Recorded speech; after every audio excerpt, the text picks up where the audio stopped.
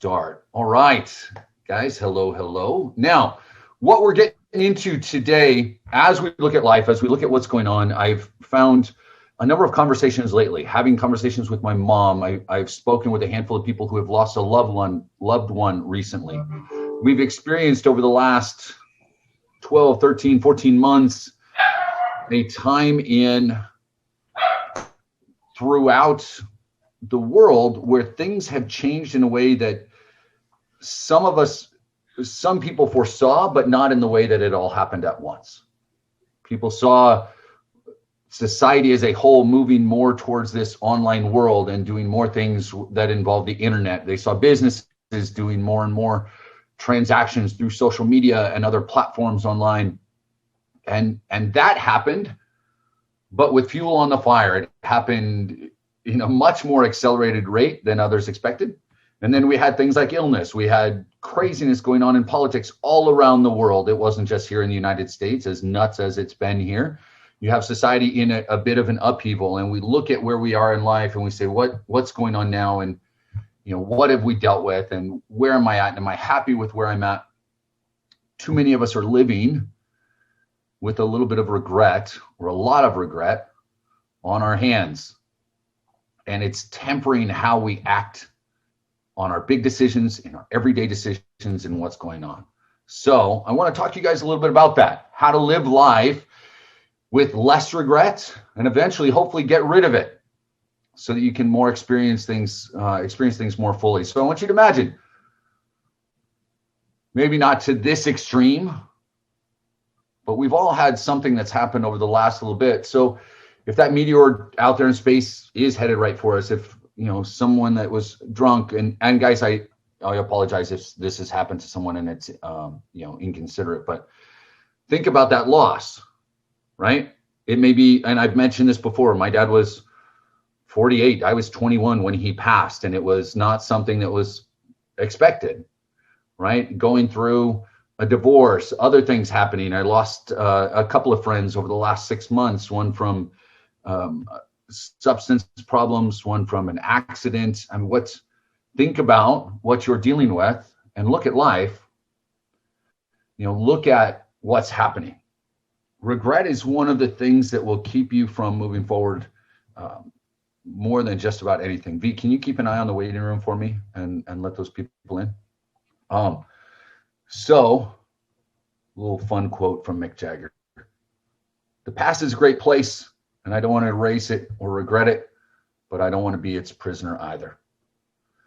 I have talked about this before, kind of a little bit of a, I'm not sure if it's a parable, a metaphor, a simile, whatever. You guys understand what I'm talking about, and correct me, those of you that are English majors. But imagine yourself, and all of us walking through life, and we're walking down a pathway, and you may stumble. There's a trap. There's something that keeps you from advancing. And so you learn from it, but then it starts to change how you take all of your additional steps. And then you'll have people that see a trap coming up, and instead of skirting it, going around it, overcoming it, they start to stop and call people over and say, oh my gosh, look at this.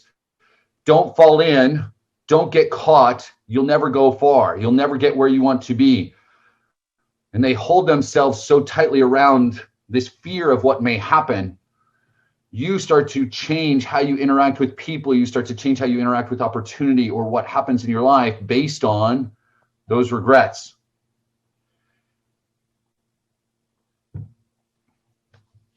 This is straight from me. I'm not borrowing this from anyone. When our gaze is tied too strongly to the past, our present seems hollow and full of trials. Our future seems uncertain and dark. Regret is a seed of cancer that, if not removed, will limit our relationships, our dreams, and our actions. Ladies and gentlemen, regret is a seed of cancer that, if not removed, will limit our relationships, our dreams, and our actions. So sit and think for a minute right now. What are some things that you may regret in your life? What is going on in your head? Where has regret planted its seeds? Now, our next step. Here's a couple of things that I've put together, things that I think that will help eliminate, at least to a degree, certain elements of regret. All right. So first, make the decision to take control. The quote from William Ernest Henley, something that I've said over and over: I am the master of my fate. I am the captain of my soul. I've shared this story about waking up, my therapist saying it seems like you woke up and you were scrubbing the deck and someone else was at the helm of the ship of your life. Guys, if you want to have less regret in your life, the first thing that you need to do is make the decision to take control. Understand that the control lies squarely on your shoulders. That the only way you don't have control is if you have consciously made the decision. Maybe it's unconsciously, but from this moment forward, the only way you allow someone else to have that control is you making the conscious decision that, hey, I don't want to run my life. I want someone else to make my decision for me. And if you're in that spot, then from here on out, take control and understand that you are the master of your soul. You are the one that needs to decide each and every day that you are going to get up, that you are going to breathe, that you are going to live, that you are going to enjoy life to its fullest. You make those decisions right now. So take control. Step one. Okay. Quit giving control to someone else. Quit saying, well, my family is saying this. At work, see, I would do something. I would spend more time on my business. I would spend more time with my family. I would spend more time on my health, but we're still in lockdown. But work has me spending extra hours. I would do, but start to eliminate that phrase from your vocabulary entirely. Every time you say it, grab a hold and change. Next, celebrate. Celebrate everything. Celebrate the failures, celebrate the accomplishments, start to enjoy life. This is absolutely a blatant excuse to kind of show off my beautiful fiance from a birthday that we had. One of the things, when we started dating, one of the things Sierra said to me, because of different things that had happened in her life, birthdays, she tried to spend a little more, give more attention to. Holidays were never big for her because as a child, holidays were a difficult time. She had a separated family, divorce and everything else. Holidays for me were a difficult time. After my divorce, and even before, because I was always working. I grew up, my mom was a nurse. I can't remember a single Christmas that my mom wasn't working. I can't remember Christmas where we didn't have our Christmas dinner at lunchtime so that she could get herself ready and go to work. That's how our holidays always were, forever.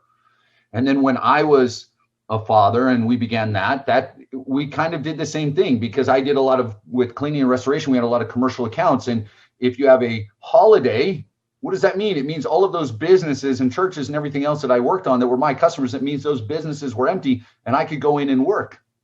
So holidays for me didn't have as much importance. And I told myself after the divorce, on those days when I wasn't able to be with my kids on the holidays, those days when you really want to be with my family, I made the excuse that, hey, it's okay. I don't have to have this day with them because it's just another day of the year. Looking back now, I recognize how wrong that was. I wasn't celebrating what I should have celebrated. I also wasn't celebrating the losses. I wasn't celebrating the failures.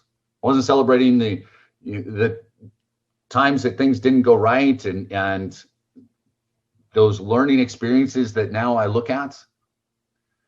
Guys, if you want to get rid of regret, the first thing you need to do is learn to celebrate all of your accomplishments, be they small or large. Those birthdays, those holidays, in whatever way you need to.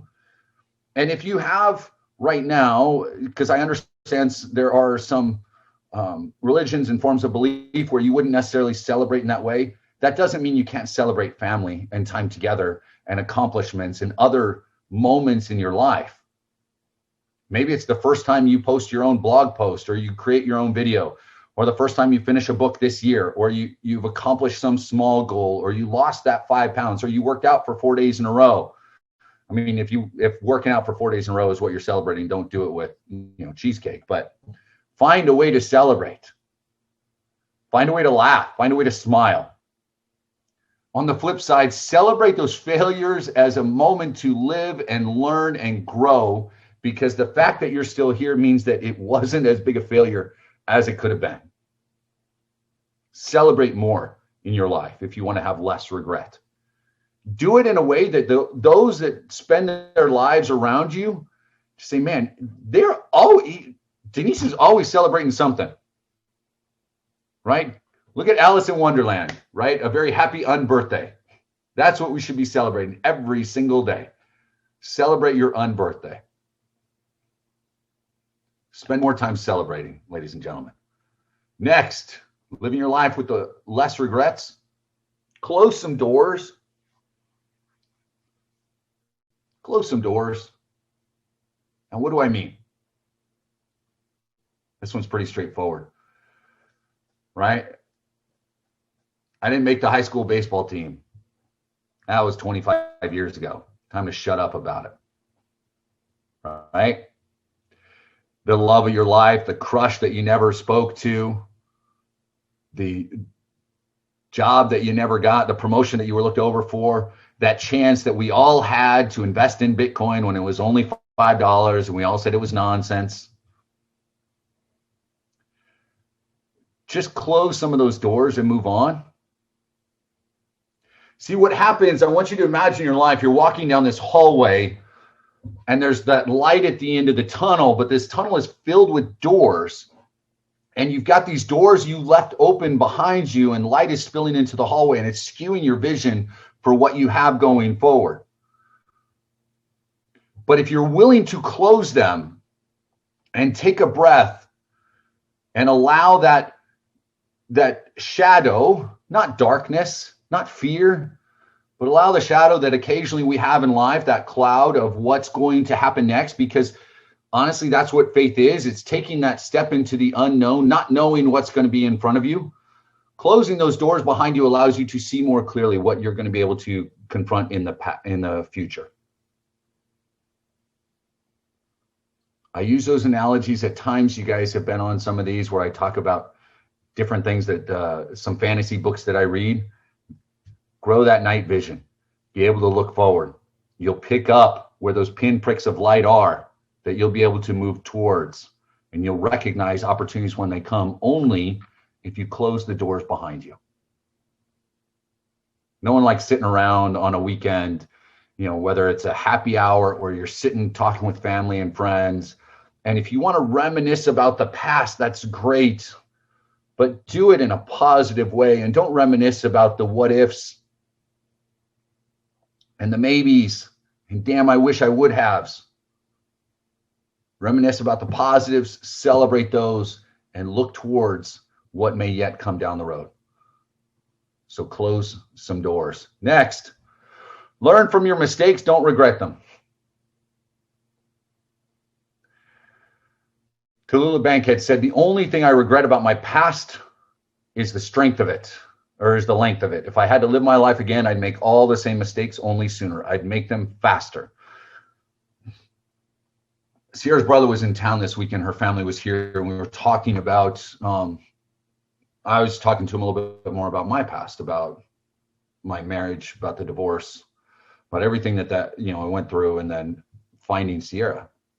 And I never wished divorce on anyone. And yes, it was awful. And if things could have been different, but when I look back now, my kids, or when I look at life now, my kids are healthy and happy and well-adjusted.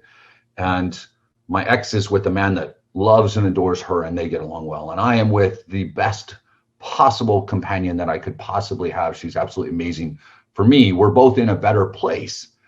And so do I look back and do I regret that, or can I simply learn from it? And I'm glad to say that I'm better now than I was. And I've learned from many, many things, right? We've all made mistakes. We've all failed in different ways, but look at life as if you're going through it and you are shooting archery, you're drawing back the bow. How many of you guys have gone out and shot an arrow or shot a gun for the first time, and you had the target and you were way off, or you had no idea how hard you had to pull, or where the aim would be, or your aim was off with the gun and you shot into the ground, 10 feet in front of it or 30 feet over the target?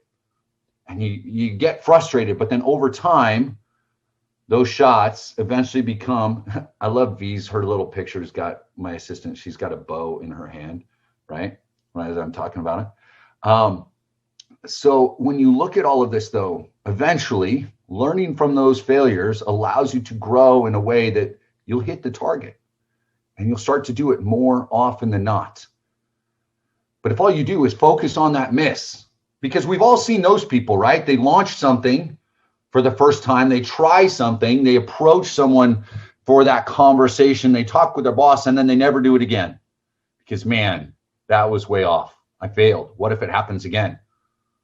What if I fall? What if it doesn't work? What if this is just like all the other times? What if you just become better at it? What if you learn from it? What if you stop a moment and take advantage of all that you've learned to this point and you say, I'm already better than I was, and if I can take something from what I'm about to do, I'll advance in a way that I wouldn't before, and I'm becoming my best version of myself, as opposed to living in regret for past choices or past attempts. Take them for what they are as a lesson to learn and move yourself forward. Okay. Chun-Li, if you haven't hit the target before, then keep aiming and keep shooting. Get a mentor, get a trainer to come in and fix your aim. That's where I'm heading. If we're using the gun metaphor, then make sure your sights are aligned the right way. Make sure the equipment is working the way it should. Make sure all of these other factors, you're taking into account everything else. All of these things play into business, and I can say, well, the wind is affecting your shot is just like this, right? And my target is my target audience. And occasionally that target audience, this is kind of a moving target. So we really got to get good, right? Right. And sometimes I'm going to shoot with a sniper rifle. Sometimes I'm going to shoot with a shotgun. Sometimes I'm going to come up with an automatic rifle and just start blasting away. But we can get results any way we go as long as we keep going. You'll never hit the target if you never shoot it. And that's just it with life. You'll never lose that weight if you never get your butt in the gym.